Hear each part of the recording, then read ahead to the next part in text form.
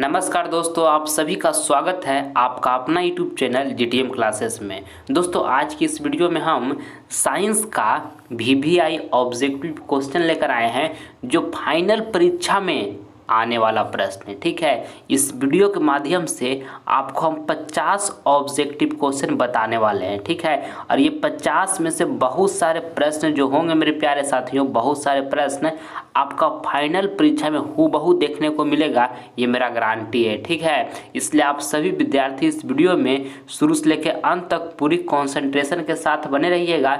एक भी प्रश्न इस वीडियो का आप स्किप मत कीजिएगा। ठीक है, तो आइए फिर हम जल्दी से इस वीडियो को कंटिन्यू करते हैं। किस दर्पण की फोकस दूरी ऋणात्मक होता है? ऑप्शन ए में लिखा हुआ है समतल दर्पण, बी में लिखा है अवतल दर्पण, सी में लिखा है उत्तल दर्पण और डी में लिखा है इनमें से कोई नहीं। तो दोस्तों आपको पहला नंबर प्रश्न बताना है कि किस दर्पण की फोकस दूरी ऋणात्मक होता है। तो दोस्तों अवतल दर्पण की फोकस दूरी ऋणात्मक होता है, आपको इसको याद रखना है। ऑप्शन नंबर यहाँ पे बी जो हुआ हमारा बिल्कुल सही आंसर हो गया। ठीक है, अब देखिए उत्तल दर्पण की फोकस दूरी दोस्तों धनात्मक होता है, ये भी आपको साथ में याद रखना है। ठीक है, कि उत्तल दर्पण की जो फोकस दूरी होता है वो क्या होता है, तो धनात्मक होता है। ठीक है, चलिए अगला प्रश्न हम देख लेते हैं। देखिएगा दूसरा नंबर प्रश्न यहाँ पर कहता है दर्पण की फोकस दूरी एफ और वक्रता त्रिज्या आर में क्या संबंध है। दोस्तों काफ़ी महत्वपूर्ण प्रश्न है दूसरा नंबर, इसको आप अच्छी तरीके से याद कर लीजिएगा। कहता है दर्पण की फोकस दूरी, ठीक है, एफ और वक्रता त्रिज्या आर में क्या संबंध है। तो दोस्तों यहाँ जो एफ बराबर क्या होता है, फार्मूला एफ बराबर r/2 होता है। ठीक है, यानी कि जो फोकस दूरी होती है दोस्तों, फोकस दूरी जो होती है वो वक्रता त्रिज्या की आधी होती है। ठीक है, इस बात को ध्यान में रखिएगा, ऑब्जेक्टिव प्रश्न पूछे जाते हैं। तो ऑप्शन बी में देखिए लिखा हुआ है एफ बराबर r/2। ठीक है, तो ऑप्शन बी हमारा यहाँ पे बिल्कुल सही आंसर हो गया। समझने में कोई दिक्कत नहीं हुआ होगा आपको। चलिए अगला प्रश्न हम देखते हैं। अब देखिए अगला प्रश्न यहाँ पर कहता है तीसरा नंबर कि विभवांतर का एसआई मात्रक है। काफ़ी महत्वपूर्ण प्रश्न है तीसरा नंबर प्रश्न। आपको बताना है कि विभवांतर का एसआई मात्रक है, तो दोस्तों बोल्ट है, आपको इसको याद रखना है। ऑप्शन नंबर यहाँ पे सी जो होगा आपका बिल्कुल सही उत्तर हो जाएगा। ठीक है, देखिए प्रतिरोध का एसआई मात्रक दोस्तों ओम होता है, आपको साथ में याद रखना है। और विद्युत धारा का एसआई मात्रक दोस्तों क्या होता है, विद्युत धारा के एसआई मात्रक तो एम्पियर होता है। याद रखिए, ये भी प्रश्न बहुत बार पूछा गया है कि विद्युत धारा के एसआई मात्रक क्या होता है, तो एम्पियर होता है। ठीक है, और देखिए विद्युत आवेश का दोस्तों एसआई मात्रक क्या होता है, कूलम्ब होता है, ये भी आपको साथ में याद रखना है। चलिए अगला प्रश्न हम देख लेते हैं। देखिएगा चौथा नंबर प्रश्न यहाँ पर कहता है कि श्वेत प्रकाश का कौन सा रंग यानी कि वर्ण दोस्तों किसी प्रिज्म से गुजरने के पश्चात सबसे कम झुकता है। काफ़ी महत्वपूर्ण प्रश्न है आपके फाइनल परीक्षा के लिए। ये चौथा नंबर प्रश्न आपको बताना है कि श्वेत प्रकाश का कौन सा रंग यानी कि वर्ण किसी प्रिज्म से गुजरने के पश्चात सबसे कम झुकता है, तो लाल सबसे कम झुकता है। ठीक है, ऑप्शन नंबर यहाँ पे सी जो होगा आपका बिल्कुल सही आंसर हो गया, आपको इसको याद रखना है। ठीक है, चलिए अगला प्रश्न हम देखते हैं। पाँचवा नंबर देखिए कहता है कि नर युग्मक एवं मादा युग्मक के संलग्न को कहते हैं। तो दोस्तों ये प्रश्न बहुत बार आपका फाइनल परीक्षा में पूछा गया है, इसलिए आप इसको याद रखिएगा कि नर युग्मक एवं मादा युग्मक के संलग्न को कहते हैं तो निषेचन कहते हैं। तो ऑप्शन नंबर यहाँ पर ए जो होगा हमारा बिल्कुल सही उत्तर हो गया, आप इसको ध्यान में रखिएगा। ठीक है, चलिए अगला प्रश्न हम देखते हैं। छठा नंबर देखिएगा, कहता है छठा नंबर कि मानव आँख की रेटिना द्वारा बनाई गई छवि होती है। दोस्तों ये भी प्रश्न काफ़ी महत्वपूर्ण है आपके फाइनल परीक्षा के लिए।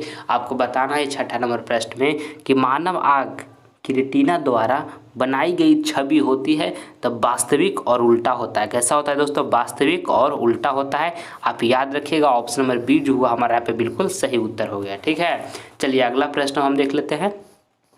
देखिए अगला प्रश्न यहाँ पे 7 नंबर है, कहता है कि आकाश का रंग नीला प्रतीत होता है। यानी कि दोस्तों आकाश का जो रंग होता है वो नीला जो प्रतीत होता है, क्यों नीला प्रतीत होता है, तो प्रकाश के परिकिरणन के कारण होता है। ठीक है, आप इसको याद रखिएगा। ऑप्शन नंबर यहाँ पर बी जो होगा हमारा बिल्कुल सही आंसर हो गया। ठीक है, चलिए अगला देखते हैं हम 8 नंबर प्रश्न। कहता है कौन सा लेंस जो है दोस्तों वो अपसारी लेंस भी कहलाता है। काफ़ी महत्वपूर्ण प्रश्न है 8वां नंबर। ये भी प्रश्न आपके बोर्ड में बहुत बार पूछे गए हैं। ऑप्शन ए में लिखा हुआ है अवतल लेंस, बी में लिखा है उत्तल लेंस, सी में लिखा है अवतल एवं उत्तल दोनों और डी में लिखा है में से कोई नहीं। तो दोस्तों आपको बताना है कि कौन सा लेंस अपसारी लेंस भी कहलाता है। तो अवतल लेंस जो है दोस्तों वो अपसारी लेंस भी कहलाता है। ऑप्शन नंबर यहाँ पे ए जो होगा बिल्कुल आपका सही उत्तर हो गया, ऑप्शन नंबर ए। ठीक है, अब देखिए उत्तल लेंस जो है दोस्तों, उत्तल लेंस ये अभिसारी लेंस कहलाता है। ये भी आपको साथ में याद रखना है कि उत्तल लेंस जो है अभिसारी लेंस कहलाता है। ठीक है, अगला देखिएगा 9 नंबर, कहता है पुतली के साइज को कौन नियंत्रित करता है। दोस्तों ये भी प्रश्न अति महत्वपूर्ण है आपके फाइनल परीक्षा के लिए। आपको बताना कि पुतली के साइज को कौन नियंत्रित करता है, तो परितारिका करता है। कौन करता है? परितारिका करता है। ऑप्शन नंबर बी जो होगा बाबू हमारा यहाँ पे बिल्कुल सही आंसर हो गया। ठीक है, चलिए अगला प्रश्न हम देख लेते हैं। देखिएगा अगला प्रश्न हमारा यहाँ पे है 10वां नंबर, कहता है कि विद्युत बल्ब में फिलामेंट तार बना होता है। दोस्तों काफ़ी महत्वपूर्ण प्रश्न है ये भी, आपकी परीक्षा में ये प्रश्न भी बहुत बार पूछे जा चुके हैं। ठीक है, तो देखिए ऑप्शन लिखा है एल्युमिनियम का, बी में लिखा है तांबे का, सी में लिखा हुआ है लोहे का, डी में लिखा है टंगस्टन का। तो विद्युत बल्ब का जो फिलामेंट होता है दोस्तों, जो घर में पीला वाला बल्ब होता है ना, पीला वाला, उसका फिलामेंट जो होता है वो टंगस्टन का बना होता है। ठीक है, आप इसको याद रखिएगा। ऑप्शन नंबर यहाँ पे डी जो होगा आपका बिल्कुल सही उत्तर हो गया। देखिए विद्युत हीटर का जो कुंडली होता है दोस्तों वो नाइक्रोम का बना होता है, ये भी आप साथ में याद रखिएगा। ठीक है, चलिए अगला प्रश्न देखिएगा। इस वीडियो के माध्यम से बाबू आपको हम काफ़ी शानदार 50 ऑब्जेक्टिव क्वेश्चन आपके समीप हम रखने वाले हैं और ये 50 ऑब्जेक्टिव क्वेश्चन आपके फाइनल बोर्ड परीक्षा 2023 के लिए अति महत्वपूर्ण प्रश्न है। ठीक है, इसलिए आप सभी विद्यार्थी इस वीडियो में 1 से लेकर 50 तक पूरी डेडिकेशन के साथ बने रहिए। ऐसा नहीं कि एकदम अच्छे तरीके से इस वीडियो को देखिए, एकदम ऐसा देखिए कि पढ़िए ना तो आपको लगे कि हम कुछ सीख रहे हैं, कुछ हमको याद हो रहा है। डेडिकेशन के साथ देखिए। और ये 50 में से बहुत सारे प्रश्न आपको मैं बता दूं कि 2023 बोर्ड एग्जाम का परीक्षा में दोस्तों हूबहू देखने को मिलेगा, ये मेरा गारंटी है। ठीक है, इसलिए आप सभी विद्यार्थी इस वीडियो को पूरी कॉन्सेंट्रेट माइंड करके देखें। ठीक है, देखिएगा आप यहाँ पर 21 नहीं दोस्तों 11 नंबर अभी है। 11 नंबर प्रश्न कहता है कि किस दर्पण से वस्तु का बड़ा प्रतिबिंब होता है। यानी कि दोस्तों किस दर्पण से वस्तु का बड़ा प्रतिबिंब बनता है। यहाँ पर बनता है लिखा है दोस्तों, किस दर्पण से वस्तु का जो प्रतिबिंब होता है वो बड़ा बनता है। तो दोस्तों अवतल दर्पण से बनता है। ठीक है, ऑप्शन नंबर यहाँ पे बी जो होगा आपका बिल्कुल सही उत्तर हो गया। ठीक है, चलिए आगे बढ़ते हैं हम। देखिएगा 12 नंबर प्रश्न यहाँ पर कहता है कि निम्नांकित में से कौन उपकरण विद्युत धारा की उपस्थिति दर्शाता है। ये भी प्रश्न काफ़ी महत्वपूर्ण है आपके फाइनल परीक्षा के लिए। आपको बताना है कि निम्नांकित में से दोस्तों जो ऑप्शन दिया हुआ है चारों, इनमें से कौन उपकरण विद्युत धारा की उपस्थिति दर्शाता है। तो गैल्वेनोमीटर दर्शाता है। ठीक है, ऑप्शन नंबर यहाँ पे ए जो होगा ना बाबू आपका बिल्कुल सही उत्तर हो गया 12 नंबर का ये। ठीक है, चलिए अगला प्रश्न हम देखते हैं। 13 देखिएगा, कहता है भोजन का पचना किस प्रकार की विक्रिया है। दोस्तों काफ़ी शानदार प्रश्न है। आपको बताना कि भोजन का पचना जो है वो किस प्रकार की विक्रिया है।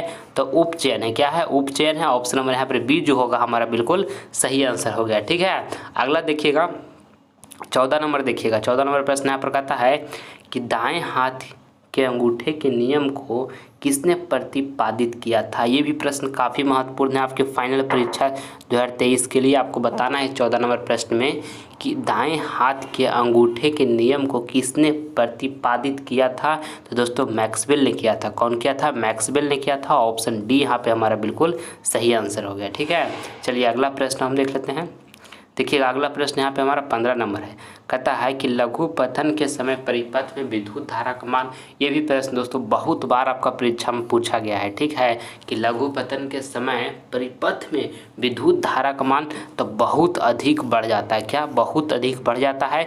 ऑप्शन नंबर यहाँ पे सी जो होगा बाबू आपका बिल्कुल सही आंसर हो गया। ठीक है, चलिए अगला प्रश्न हम देख लेते हैं। देखिएगा 16 नंबर कहता है निम्नलिखित में किस संयोजन द्वारा प्रतिरोध का मान बढ़ता है।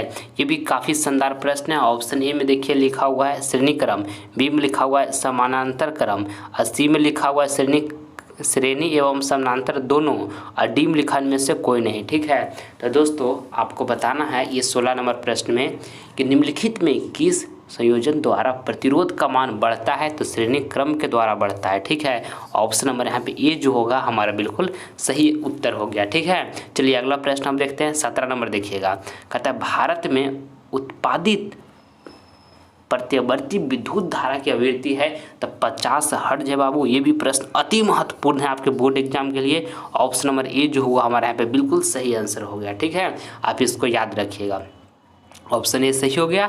अगला देखिएगा 18 नंबर प्रश्न कहता है उभयलिंगी जीव है। दोस्तों आपको बताएं कि उभयलिंगी जीव है तो देखिए पहले ये समझिए कि उभयलिंगी जीव दोस्तों हम किसे कहते हैं, तो जिसमें मेल और फीमेल दोनों का गुण पाया जाता है ना, उससे हम उभयलिंगी जीव कहते हैं। तो केचुआ में दोस्तों मेल और फीमेल का दोनों का गुण पाया जाता है, इसलिए केचुआ जो हमारा है क्या है, उभयलिंगी जीव है। ऑप्शन नंबर यहाँ पे सी जो हुआ हमारा बिल्कुल सही आंसर हो गया।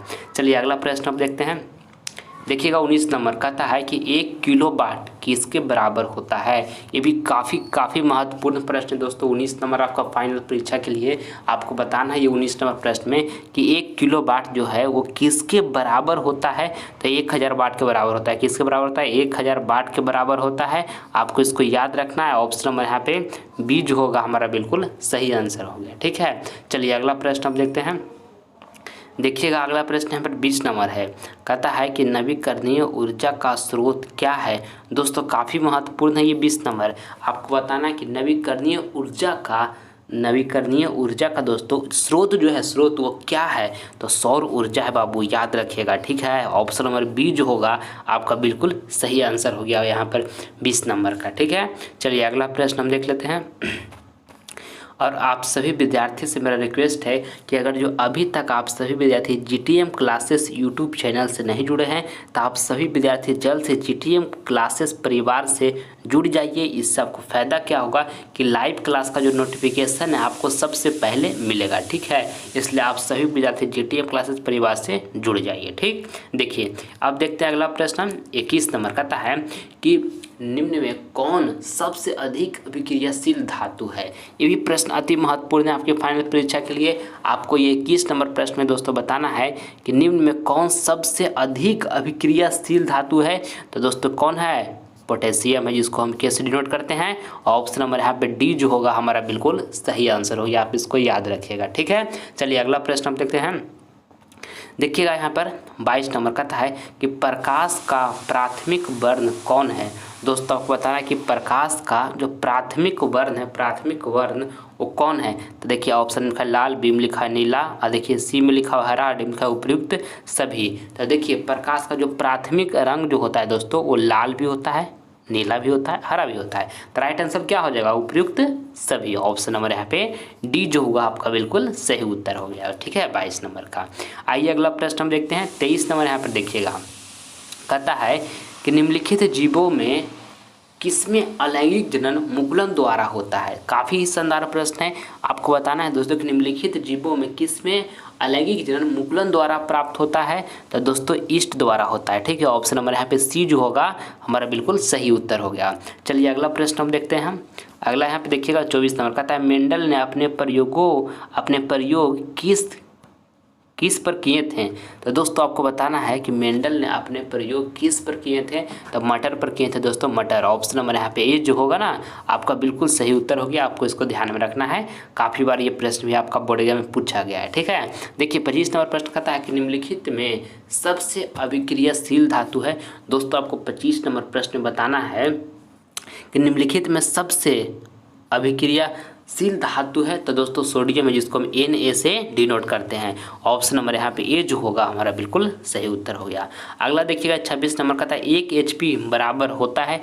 दोस्तों 1 HP मतलब होगा दोस्तों हाउस पावर। तो 1 हाउस पावर दोस्तों बराबर कितना होता है, तो 746 वाट होता है। कितना होता है, 746 वाट होता है। ऑप्शन नंबर यहाँ पे ए जो होगा हमारा बिल्कुल सही आंसर हो गया। इसको आपको अच्छी तरीके से याद रखना है। ठीक है, चलिए अगला देखते हैं अब हम।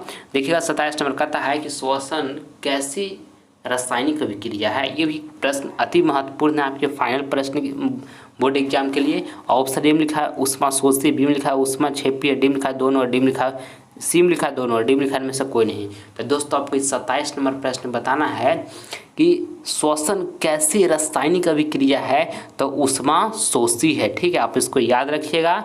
ऑप्शन नंबर यहाँ पे ए जो होगा आपका बिल्कुल सही उत्तर हो जाएगा। आपको इसको ध्यान में रखना है। ठीक है, चलिए अगला देखते हैं अब हम।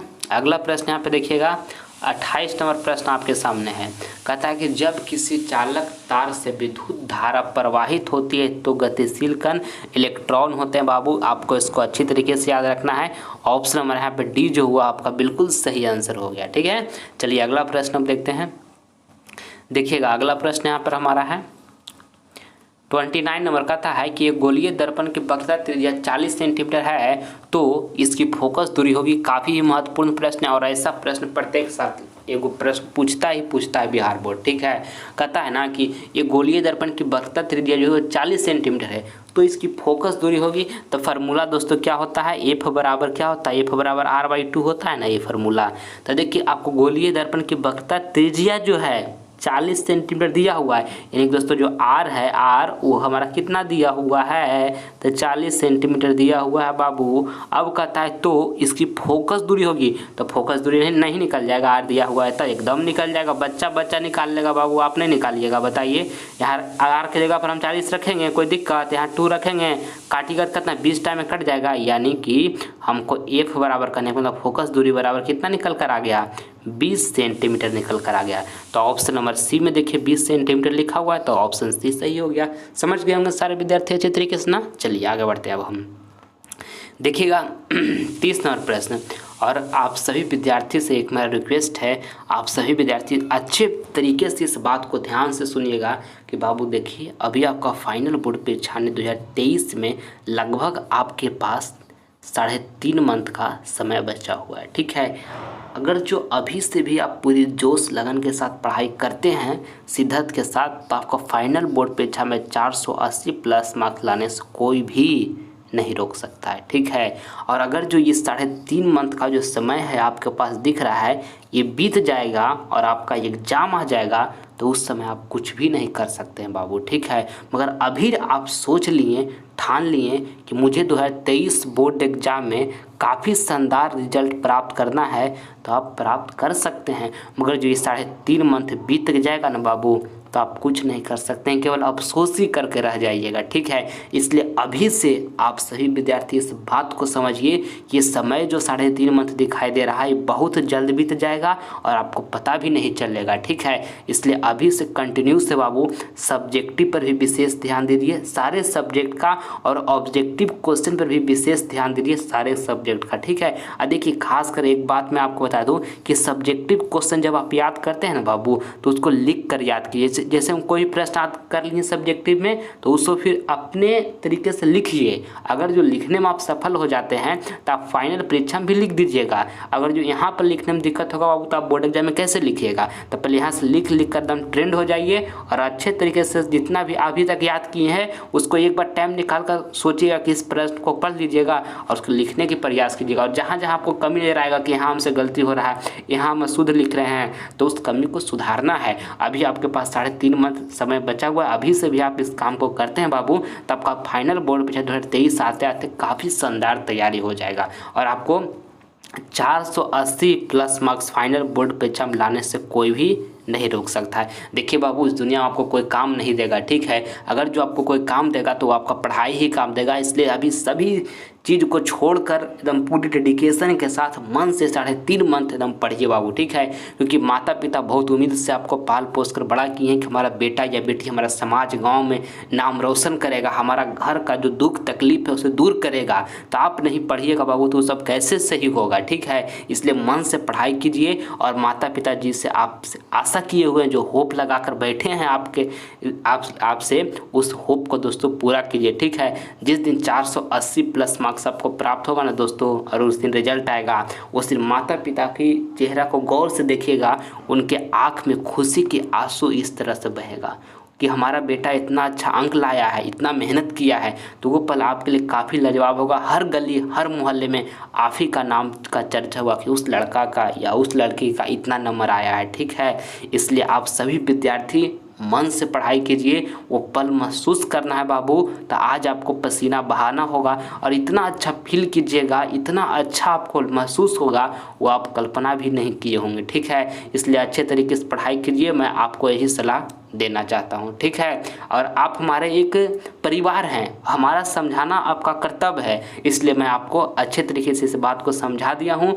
अगर जो आप इसको अभी से भी फॉलो करते हैं तो ज़रूर ये टारगेट को आप अचीव कर पाइएगा, ठीक है। चलिए अब हम आगे बढ़ते हैं।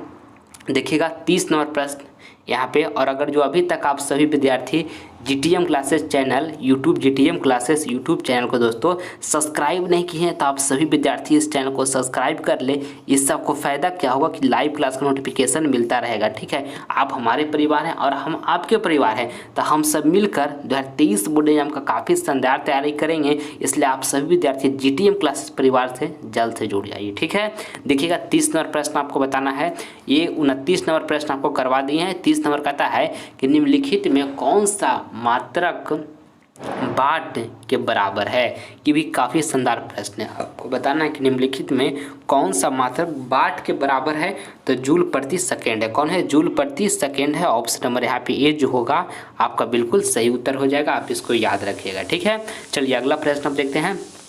31 नंबर कहता है निम्नांकित में कौन सबसे अधिक अभिक्रियाशील है। दोस्तों आपको बताना है कि निम्नांकित में कौन जो है वो सबसे अधिक अभिक्रियाशील है। तो दोस्तों कॉपर है, जिसको हम Cu से डिनोट करते हैं, ठीक है। ऑप्शन नंबर यहाँ पे ए जो होगा ना बाबू आपका बिल्कुल सही आंसर हो गया, ठीक है, ध्यान में रखिएगा। अगला देखिएगा यहाँ पे 32 नंबर कहता है चूना का रासायनिक सूत्र है। आपको बताना है कि चूना का दोस्तों चूना जल लिखा हुआ है, चूना जल का जो रासायनिक सूत्र होता है, रासायनिक फार्मूला होता है वो क्या होता है? तो CaOH का होल2 होता है। क्या होता है दोस्तों? CaOH का होल2 होता है। ऑप्शन नंबर यहाँ पे डी जो होगा आपका बिल्कुल सही उत्तर हो जाएगा। आपको इसको अच्छी तरीके से याद रखना है, ठीक है। अगला देखिएगा यहाँ पे 33 नंबर कहता है कि कोई विलयन लाल लिटमस को नीला करता है तो उसका पीएच मान होगा। काफ़ी महत्वपूर्ण प्रश्न है। यहाँ पर कहता है ना बाबू, देखिए कोई विलयन जो है वो लाल लिटमस पद को नीला करता है तो उसका पीएच मान जो है होगा। तो देखिए ध्यान दीजिएगा, जब कोई विलयन लाल लिटमस पद को नीला कर देता है ना तो क्षार हो जाता है, और क्षार का पीएच मान कितना होता है? 7 से अधिक होता है, ठीक है। तो देखिए ऑप्शन ए में लिखा है 13 तो ये 7 से अधिक है तो ये भी होगा, और ऑप्शन बी में लिखा हुआ 8 तो ये भी 7 से अधिक है तो ये भी होगा, मगर यहाँ पर सी में लिखा हुआ 1 तो ये नहीं होगा क्योंकि ये 7 से अधिक नहीं है 1, ठीक है। तो ऑप्शन नंबर डी में हमारा जो ए और बी लिखा हुआ है यानी कि 13 और 8 ये दोनों हमारा सही होगा। ऑप्शन डी यहाँ पे बिल्कुल सही उत्तर हुआ, ठीक है। चलिए आगे देखते हैं अब हम। देखिएगा 34 नंबर कहता है मस्तिष्क उत्तरदायी है। ये भी प्रश्न बहुत बार आपके बोर्ड एग्जाम में पूछे गए हैं। ऑप्शन ए में लिखा है सोचने के लिए, बी में लिखा है शरीर का संतुलन बनाने के लिए, और डी सी में लिखा हुआ हृदय स्पंदन के लिए, डी में लिखा हुआ इनमें से सभी। तो दोस्तों आपको बताना है कि मस्तिष्क उत्तरदायी है तो सोचने के लिए भी है दोस्तों, और शरीर का संतुलन बनाने के लिए भी है, और हृदय स्पंदन के लिए भी है। तो राइट आंसर जो होगा इनमें से सभी। ऑप्शन नंबर यहाँ पे डी जो होगा आपका बिल्कुल सही उत्तर हो गया, आप इसको याद रखिएगा, ठीक है। देखिएगा अगला प्रश्न यहाँ पर 35 नंबर कहता है कि एल्काइन में कार्बन कार्बन के बीच कितने सहसंयोजक बंधन होते हैं। काफ़ी ही महत्वपूर्ण प्रश्न है आपके फाइनल बोर्ड परीक्षा के लिए। तो कितने? 3 गो होते हैं दोस्तों, याद रखिएगा। ऑप्शन नंबर यहाँ पे सी जो होगा ना आपका बिल्कुल सही उत्तर हो गया, ठीक है। चलिए अगला प्रश्न हम देखते हैं। देखिएगा 36 नंबर कहता है कि सिलिकॉन क्या है। दोस्तों आपको बताना है कि सिलिकॉन जो है वो क्या है। तो उपधातु है दोस्तों, क्या है? उपधातु है। इसको अच्छी तरीके से याद रखिएगा। 36 नंबर का ऑप्शन नंबर यहाँ पर सी जो होगा यानी कि उपधातु बिल्कुल सही आंसर हो गया, ठीक है। चलिए अगला देखते हैं हम। देखिएगा 37 नंबर प्रश्न। यहाँ पे 37 नंबर प्रश्न कहता है कि निम्नांकित में कौन विद्युत धनात्मक तत्व है। तो दोस्तों सोडियम है यानी कि Na। ऑप्शन नंबर यहाँ पे सी जो होगा हमारा बिल्कुल सही उत्तर हो गया, ठीक है। चलिए अगला प्रश्न अब देखते हैं। देखिएगा 38 नंबर कहता है कि निम्नांकित में किस धातु को केरोसिन में डुबा कर रखते हैं। ये भी प्रश्न काफ़ी महत्वपूर्ण है आपके फाइनल बोर्ड परीक्षा के लिए दोस्तों। ये 38 नंबर प्रश्न में आपको बताना है कि कहता है कि निम्नांकित में किस धातु को केरोसिन में डुबा कर रखते हैं। तो सोडियम को रखते हैं बाबू। ऑप्शन नंबर यहाँ पे बी जो होगा आपका बिल्कुल सही आंसर हो गया। अगला देखिएगा 39 नंबर प्रश्न कहता है विद्युत बल्ब में फिलामेंट तार बना होता है। दोस्तों ये प्रश्न इसी वीडियो में हम आपको बताए हैं, इसलिए इस प्रश्न का आंसर हम नहीं बताएंगे। कमेंट बॉक्स में इसका आप सभी विद्यार्थी जवाब दीजिएगा कि इसका राइट आंसर क्या होगा, ठीक है। कमेंट बॉक्स में जवाब दीजिएगा कि विद्युत बल्ब में फिलामेंट तार बना होता है। तो जो ऑप्शन चारों में सही लगेगा उसका जवाब जरूर आप सभी विद्यार्थी मुझे दीजिएगा, ठीक है। अगला देख लीजिए 40 नंबर देखिएगा, कहता है कि मानव नेत्र में किस प्रकार का लेंस पाया जाता है। ये भी प्रश्न अति महत्वपूर्ण है आपकी फाइनल परीक्षा के लिए। आपको बताना कि मानव नेत्र में किस प्रकार का लेंस पाया जाता है, तो उत्तल लेंस पाया जाता है दोस्तों। जो आपका आँख है ना दोस्तों, आँख, उसमें उत्तल लेंस पाया जाता है। कौन सा लेंस पाया जाता है? उत्तल लेंस पाया जाता है, ठीक है, ध्यान में रखिएगा। किसी से पूछिएगा कि तुम्हारा आँख में कौन सा लेंस पाया जाता है और वो नहीं बताएगा तो उसे बता दीजिएगा कि मानव का आँख में उत्तल लेंस पाया जाता है, ठीक है। आसपास में बात विचार कीजिए, पढ़ने लिखने से संबंधित तो आपका नॉलेज क्या होगा? इम्प्रूवमेंट होगा, ठीक है। फालतू बात कुछ नहीं करना है, पढ़ाई लिखाई का बात करना है जिससे आपका आगे भविष्य में काम दे, ठीक है। देखिए 41 नंबर प्रश्न यहाँ पे देखिएगा, कहता है कि एक बोल्ट कहलाता है। तो दोस्तों एक बोल्ट जो है वो क्या कहलाता है? तो 1 जूल पर कूलम कहलाता है। ऑप्शन नंबर यहाँ पे बी जो होगा आपका बिल्कुल सही आंसर हो गया 41 का, ठीक है। चलिए अगला प्रश्न हम देखते हैं। देखिएगा यहाँ पे 42 नंबर प्रश्न कहता है कि घरों में विद्युत से दुर्घटना किसके कारण होती है। ये भी प्रश्न अति महत्वपूर्ण है आपके बोर्ड एग्जाम के लिए। ऑप्शन में लिखा है फ्यूज तार, बी में लिखा है शॉर्ट सर्किट, 80 में लिखा है उच्च धारा प्रवाह, डी में लिखा है में से कोई नहीं। तो दोस्तों आपको 42 नंबर प्रश्न बताना है कि घरों में विद्युत से दुर्घटना किसके कारण होती है। तो शॉर्ट सर्किट के कारण होती है। ऑप्शन नंबर यहाँ पे बी जो होगा आपका बिल्कुल सही उत्तर हो गया 42 का। चलिए अगला प्रश्न आप देख लेते हैं। 43 नंबर कहता है प्रकाश की किरणें गमन करती है। दोस्तों आपको बताएं कि प्रकाश की किरणें गमन करती है तो सीधी रेखा में करती है। आपको इसको याद रखना है। ऑप्शन नंबर यहाँ पे ये जो होगा हमारा बिल्कुल सही आंसर हो गया, ठीक है। चलिए अगला प्रश्न हम देखते हैं। देखिएगा 44 नंबर प्रश्न यहाँ पर कहता है कि फ्लेमिंग के वाम हस्त नियम में अंगूठा किसकी दिशा को संकेत करता है। तो बल का दिशा का दोस्तों संकेत करता है, ठीक है। ऑप्शन नंबर यहाँ पे सी जो होगा हमारा बिल्कुल सही उत्तर हो गया। आपको इसको अच्छे तरीके से ध्यान में रखना है, ठीक है। चलिए अगला प्रश्न अब देखते हैं बाबू हम। देखिएगा 45 नंबर प्रश्न कहता है कि इंसुलिन की कमी से सामान्यतः कौन सा रोग होता है। तो मधुमेह रोग होता है। आपको इसको अच्छी तरीके से याद रखना है। ऑप्शन नंबर यहाँ पे सी जो होगा बिल्कुल सही उत्तर हो गया। अगला देखिएगा 46 नंबर कहता है कि बॉक्साइट निम्नलिखित में से किस धातु का महत्वपूर्ण अयस्क है। आपको बताना कि बॉक्साइट जो है निम्नलिखित में से किस धातु का महत्वपूर्ण अयस्क है। तो एल्युमिनियम का है। ऑप्शन नंबर यहाँ पे सी जो होगा आपका बिल्कुल सही उत्तर हो गया, ठीक है। चलिए अगला प्रश्न हम देखते हैं। 47 नंबर कहता है कि मानव में डायलिसिस थैली है। ऑप्शन में लिखा है नेफ्रॉन, बी में लिखा है न्यूरॉन, सी में लिखा है माइटोकॉन्ड्रिया और डी में लिखा है कोई नहीं। तो दोस्तों आपके 47 नंबर प्रश्न बताना है कि मानव में डायलिसिस थैली है तो नेफ्रॉन है। आपको इसको याद रखना है। ऑप्शन नंबर यहाँ पे ये जो हुआ आपका बिल्कुल सही आंसर हो गया, ठीक है। चलिए अगला प्रश्न हम देखते हैं। अगला यहाँ पे देखिएगा 48 नंबर कहता है कि ऑक्सीन है। दोस्तों आपको बताना है कि ऑक्सीन है तो एक हार्मोन है, ठीक। ऑप्शन नंबर यहाँ पे ये जो होगा आपका बिल्कुल सही उत्तर हो जाएगा। आपको इसको अच्छी तरीके से याद रखना है, ठीक है। चलिए अगला प्रश्न हम देखते हैं। अगला यहाँ पे देखिएगा 49 नंबर प्रश्न बाबू कहता है कि आभूषण बनाने वाला सोना होता है। दोस्तों आपको पता है कि आभूषण बनाने वाला सोना होता है तो 22 कैरेट का दोस्तों आभूषण बनाने वाला सोना होता है। आपको इसको याद रखना है। ऑप्शन नंबर सी जो हुआ बिल्कुल हमारा सही आंसर हो गया, ठीक है। देखिए शुद्ध सोना जो होता है बाबू, शुद्ध सोना कितने कैरेट का होता है? तो 24 कैरेट का होता है। ये भी आपको साथ में याद रखना है, ठीक है। चलिए अगला प्रश्न हम देखते हैं। देखिएगा 50 नंबर कहता है निम्न में से कौन प्राकृतिक संसाधन नहीं है। दोस्तों आपको बताना है कि निम्न में से कौन जो है प्राकृतिक संसाधन नहीं है। ऑप्शन में लिखा है वायु, बी में लिखा हुआ है यहाँ पे मृदा और देखिए सी में लिखा है जल और डी में लिखा है जीवधारी। तो जीवधारी जो है ना दोस्तों वो प्राकृतिक संसाधन नहीं है। ऑप्शन नंबर यहाँ पे डी जो होगा हमारा 50 का बिल्कुल सही उत्तर हो गया, ठीक है। चलिए अगला प्रश्न जो है आपका HW का प्रश्न है। ये प्रश्न आप सभी विद्यार्थियों को अब होमवर्क में दे रहे हैं। इसका जवाब जो है कमेंट बॉक्स में दीजिएगा जो ऑप्शन आपको सही लगेगा, ठीक है। आपको बताना है कि मनुष्य के शरीर की सबसे बड़ी ग्रंथि है। ऑप्शन ए में लिखा है लीवर, बी में लिखा है अग्नाशय, सी में लिखा हुआ अंडाशय और डी में लिखा हुआ है एड्रीनल। तो जो ऑप्शन आपको सही लगेगा आप सभी विद्यार्थी इस वीडियो में मतलब कमेंट बॉक्स में जवाब दीजिएगा, ठीक है। आप सभी विद्यार्थी का हम रिप्लाई देंगे, ठीक। और दोस्तों अगर इस वीडियो से आपको कुछ सीखने को मिला है, वीडियो आपको पसंद आया है तो दिल से इस वीडियो को आप लाइक करें और ज़्यादा से ज़्यादा इस वीडियो को अपने फ्रेंड के पास भी शेयर करें। और जो अभी तक आप सभी विद्यार्थी GTM क्लास परिवार से नहीं जुड़े हैं तो चैनल को फटाफट सब्सक्राइब करके GTM क्लास परिवार से जुड़िए। इससे आपको फायदा क्या होगा कि लाइव क्लास का नोटिफिकेशन सबसे पहले आपको मिलेगा, ठीक है। और हर हालत में आप मन से पढ़ाई कीजिएगा, माता पिता का सपना पूरा कीजिए। 480 प्लस मार्क्स लाकर उनके आंखों में खुशी के आंसू भरिए बाबू। वो पल आपके लिए काफ़ी लाजवाब होगा। उसके लिए आज आप पसीना बढ़ाइए अच्छे तरीके से। ठीक है, आप सभी विद्यार्थी से हम अगले वीडियो में मिलेंगे, तब तक अपना ख्याल रखिएगा और लगातार पढ़ाई करते रहिएगा। जय हिंद, जय भारत।